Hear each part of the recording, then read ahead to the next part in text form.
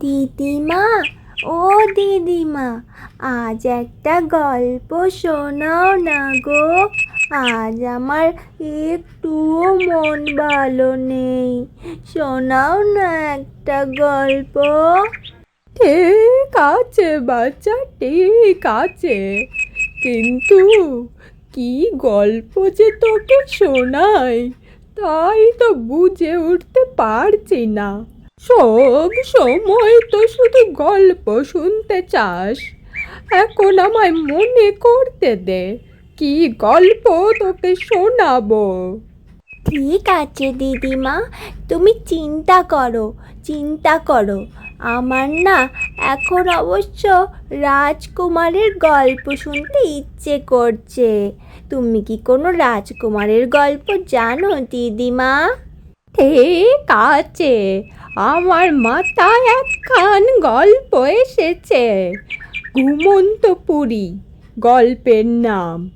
তবে শোন, অনেক অনেক বছর আগে এক দেশের এক রাজপুত্তুর ছিল।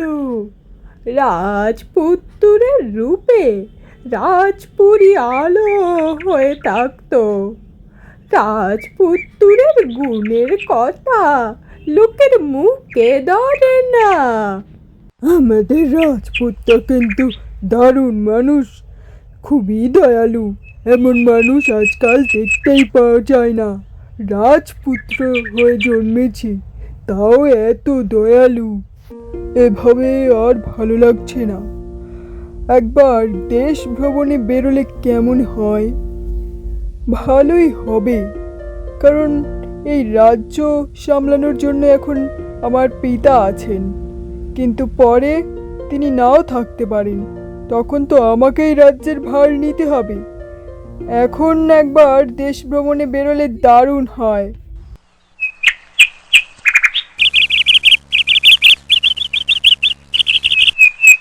পিতা, আমি ঠিক করেছি যে আমি দেশ ভ্রমণে বের হব। আপনি আমায় আজ্ঞা দিন পিতা। ঠিক আছে পুত্র, আমার কোনো আপত্তি নেই, কিন্তু তোমার মা হয়তো রাজি হবেন না। তুমি চিন্তা করো না, আমি তাকে রাজি করাবো। আপনাকে অনেক অনেক ধন্যবাদ পিতা, আপনি খুব ভালো পিতা। আমি তবে এখন আসছি পিতা, আমায় যে আবার ভ্রমণে যাওয়ার জন্য তৈরি হতে হবে। প্রণাম পিতা।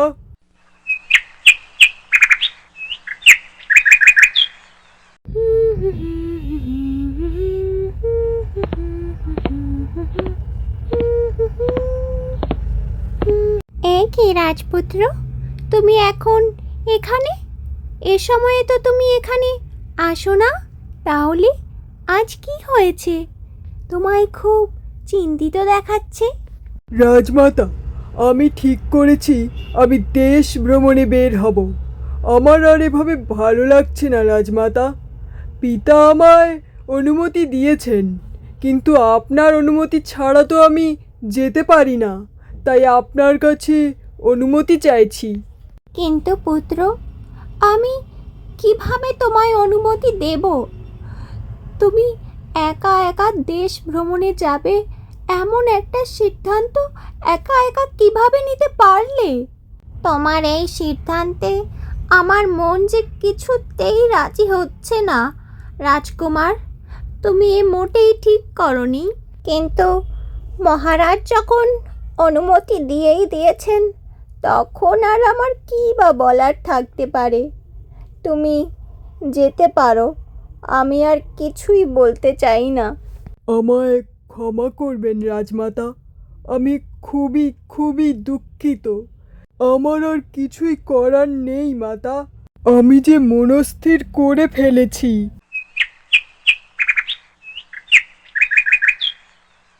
দাসী, এই দাসী, শোন, মন দিয়ে ভালো করে শোন। বেশ কয়েক ডালা মণিমাণিক্য সাজিয়ে নিয়ে আয়।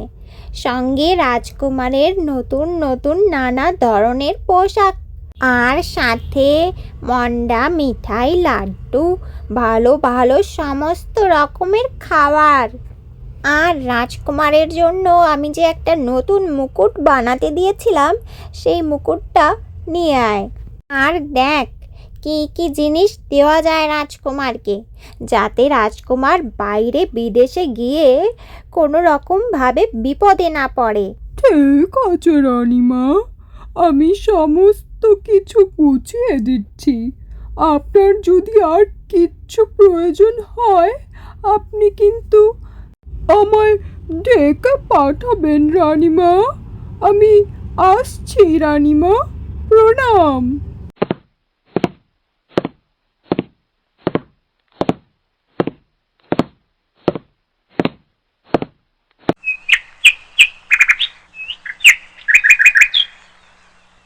রানী, তুমি এসব কেন করছো? রাজপুত তো এসব কিছুই নিয়ে যাবে না। সে যে ছদ্মবেশ নিয়ে যাবে বলে স্থির করেছে। তুমিও অত ভাবনা করো না। ঠিক আছে মহারাজ, আপনি যখন বলছেন তখন আমি আর এসব নিয়ে ভাবনা করব না। কিন্তু আপনিই বলুন, নিজের পুত্রকে নিয়ে ভাবনা না করে কি থাকা যায় মহারাজ? রানীর রাজার ওপর খুব অভিমান হলো। রানী আর কিচ্ছু না বলে সেখান থেকে চলে যায় নিজের ঘরে বিশ্রাম নেওয়ার জন্য।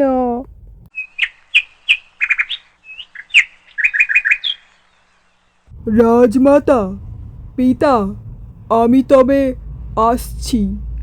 আপনারা কিন্তু আমার জন্য একদম চিন্তা করবেন না। রাজকার্য সামলান, আমি সময়ের আগে ঠিক ফিরে আসব। আর আমি দেশে ফিরে আপনার কাজে অনেক সহায়তা করব পিতা, আমি আপনাকে কথা দিচ্ছি। তবে আমায় এখন বিদায় দিন। ঠিক আছে বাবা, সাবধানে যাস। সময় মতো খাবার খেয়ে নিস, কিন্তু কোনো বিপদে পড়লে অবশ্যই আমাদের খবর পাঠাস। আমার তো ভীষণ চিন্তা হচ্ছে। মহারাজ আমায় চিন্তা করতে বারণ করছেন, কিন্তু আমি কি করে না চিন্তা করে থাকতে পারি বলতো? সাবধানে যাস বাবা, নিজের খেয়াল রাখিস।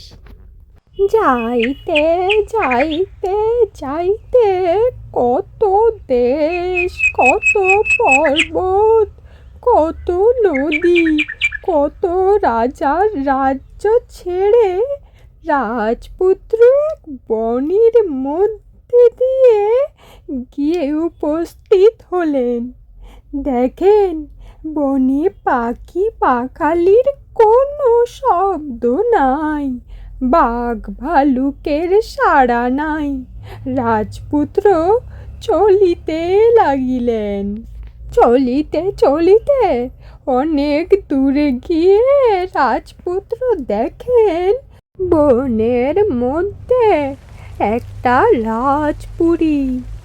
অমন রাজপুরী রাজপুত্র আর কখনো দেখেনি। দেখে রাজপুত্র তো একেবারে অবাক হয়ে তাকিয়ে রইল। রাজপুরীর ফটকের চূড়া আকাশে ঠেকেছে, ফটকের দুয়ার বন জুড়িয়ে আছে, কিন্তু ফটকের চূড়ায় বাদ্য বাজে না। ফটকের দুয়ারে দুয়ারই নাই। রাজপুত্র আস্তে আস্তে রাজপুরীর মধ্যে যাওয়ার সিদ্ধান্ত নেয়। এদিকে খুব বৃষ্টিও পড়ছিল। রাজকুমার বৃষ্টির মধ্যে ধীরে ধীরে রাজপুরীর দিকে এগিয়ে যায়।